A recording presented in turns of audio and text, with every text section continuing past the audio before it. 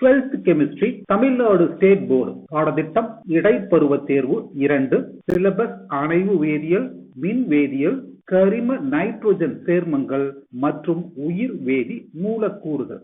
இந்த ஷார்ட் வீடியோவிலே அணைவு வேதியியல் மற்றும் மின் வேதியியலில் மிட் டர்ம் டெஸ்டுக்கு எதிர்பார்க்கப்படுகின்ற சில வினாக்களை பற்றி தெரிந்து கொள்வோமா? அணைவு வேதியியல். இரட்டை உப்பிற்கும் அணைவு சேர்மத்திற்கும் இடையே உள்ள வேறுபாடுகளை எழுதுக. அயனியாதல் மாற்றியம் என்றால் என்ன? உதாரணம் கொடு. கரைப்பானேற்ற மாற்றியங்கள் என்றால் என்ன? உதாரணம் கொடு. அணைவு மாற்றியங்கள் என்றால் என்ன? உதாரணம் கொடு. ஒருமுக மாற்றியம், நெடுவரை மாற்றியம் பற்றி குறிப்பு வரைக. படிகபுல பிளவு ஆற்றல் என்றால் என்ன? SeH2O6 3+ நிறமற்றது, TiH2O6 3+ நிறம் உள்ளது ஏன்?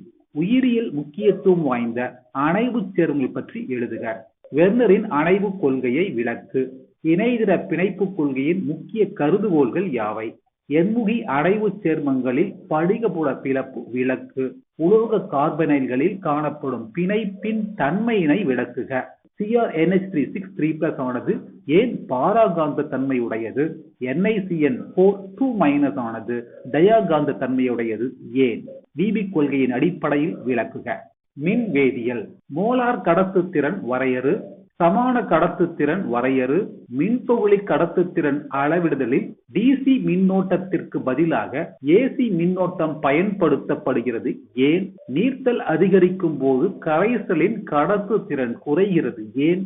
மின்பகுளி கடத்துத்திறனை பாதிக்கும் காரணிகள் யாவை? கோல்ராட் விதியை கூறு.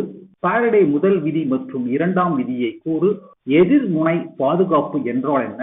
துணை மின்கலன் என்றால் என்ன? உதாரணம் கொடு.